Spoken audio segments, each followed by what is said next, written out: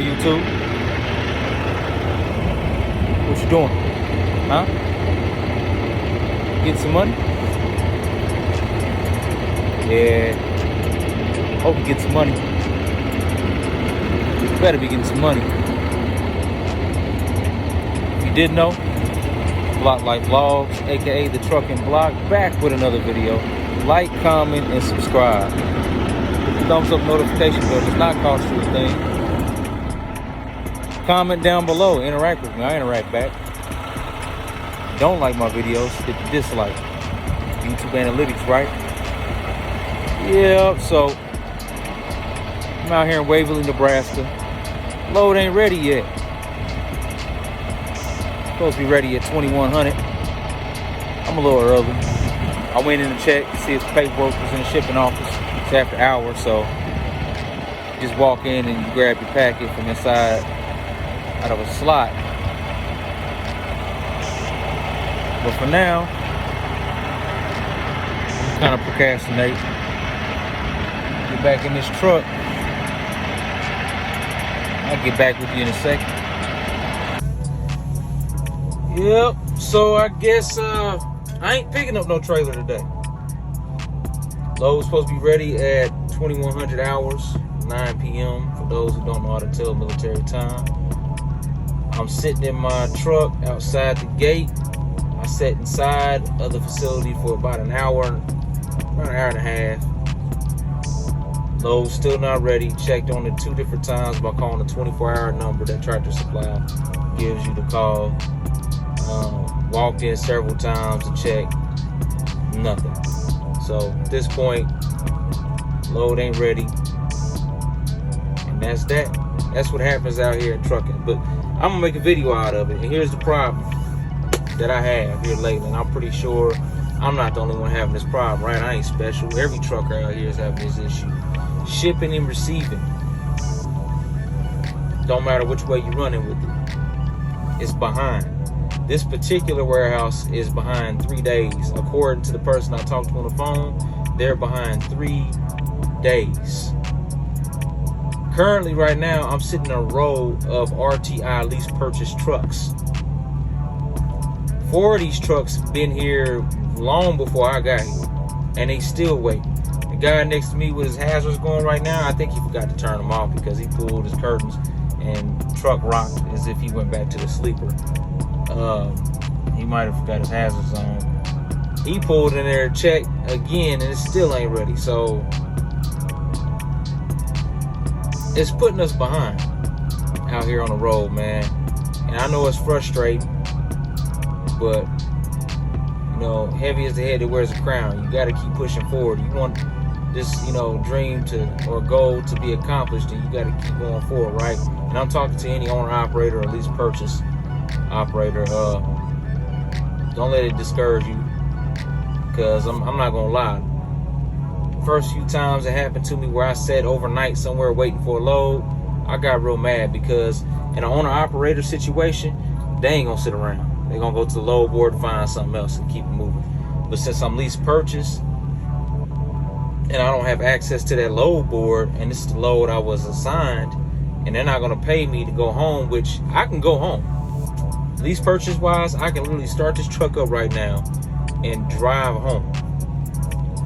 But I have to come back here to get that load. So in order to get paid for it, I just have to take a loss on the load altogether, and they won't pay me the miles to go home. So that's the other downfall. But I figured I'd go ahead and give you some kind of content since I wasn't able to pick up the trailer. Figured I'd talk about that. It's happening all over, man. Everywhere I go, it's a shortage on employees inside these DCs. I mean, does anybody want to work anymore? Like, how are you paying your bills? I mean, but then again, I didn't factor in that people get paid more an hour nowadays. But hell, you got inflation. So that offsets that. It's ridiculous. I was supposed to be just about to the drop by now. I was supposed to drop a loaded in the Diekman terminal in KCK. and then, you know, shoot on to the crib after that. But as I stated earlier, I could drive home, but technically I can't. You know, technically I can't because I'm out of time. I don't have no time.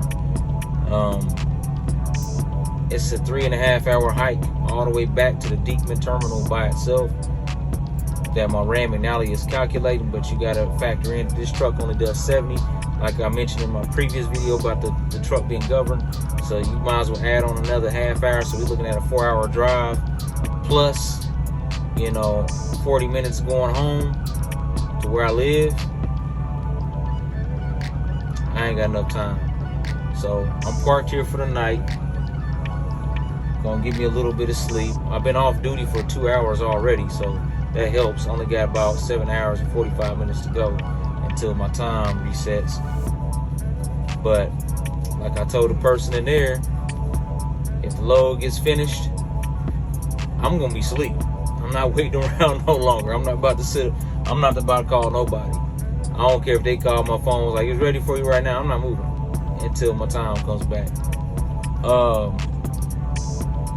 I wish warehouses would work on this. I wish they would really work on this. Start employing more people. Give them incentives to come to work. Give them a reason to come to work. Yeah, this ain't it. I'd rather be home. I had plans. I wanted to get up early and cut my grass. Spend time with my newborn, and then play with my 2-year-old, and play with my 4-year-old, and go see my other son, pick him up, and hang out with him, and, you know, queue up some steaks. I had my wife buy some steaks yesterday or today. It's not the next day yet, but yet I almost said yesterday again. But I had her go buy some steaks when she was at the grocery store so I could grill them up. You know, I was gonna do that with potatoes and vegetables, and can't do none of that now. Now I gotta postpone all that, and I gotta cram everything I want to do into a Saturday afternoon and evening, Sunday, and then get right back on the road Monday at 5 a.m. This load here was supposed to allow me to have an extra almost 8 hours of free time to meet. Not gonna happen now. My rest is literally going. My 34-hour reset is gonna put me at around,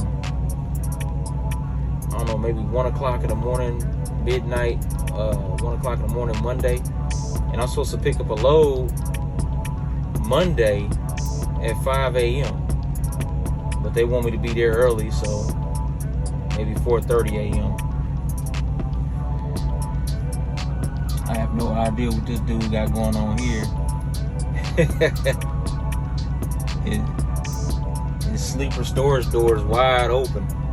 I don't know if he know it or not. He probably done dropped tools all along the highway. CFI truck. Good luck, man. Oh well. Anyway, things like this, you know, it can get frustrating, but keep a cool head. If you out here doing this game that I'm in right here, if you in this game that I'm in, don't let it get to you. You know, keep a cool head. And that's all I gotta say about it right now. I'm about to go to sleep. I was gonna stay up and puff my cigar and maybe mess around on the internet a little bit, maybe do a couple reaction videos. I got another video dropping tomorrow. I'm dropping one tonight, overnight, and I'll drop one again tomorrow. I was hoping to give you more content, but that's all I got right now, man. I'm stuck like Chuck. That's part of trucking, right? Before I go, give you an update as far as RTI. It's still going all right. Pay is still good. Making my truck payments, taking home a nice hefty amount, putting 10% back for my taxes, and, you know, keeping it pushing, man. Another 4.5 years, this truck will be mine, right? Maybe even less than that, I don't know. But keep it pushing, man. And don't let people discourage you with all that talking down on lease purchases because it didn't work for them. Maybe they didn't budget their finances out right. I've talked to several guys that talked down on lease purchase, and they just didn't budget right. They lived above their means.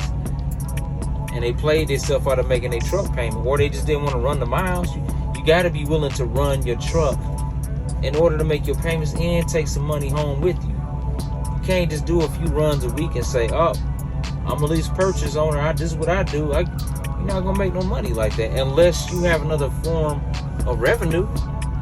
Currently, right now, I don't. So I got to drive this truck, put miles on it, and get paid for those miles. Yeah.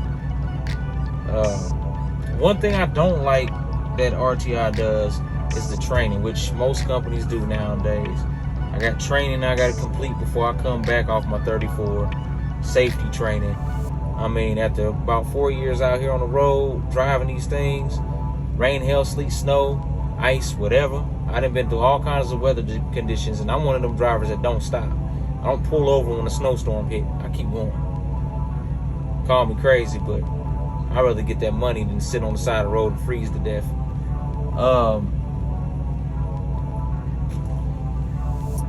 I don't see the point of me doing all these safety videos. I done worked for multiple companies, driven multiple different types of machines.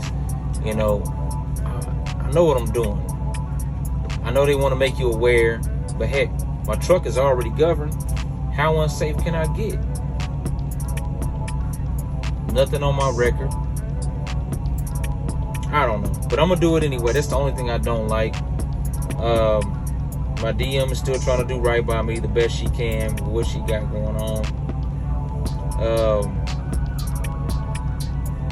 Other than that, man, that's pretty much it with RTI right now.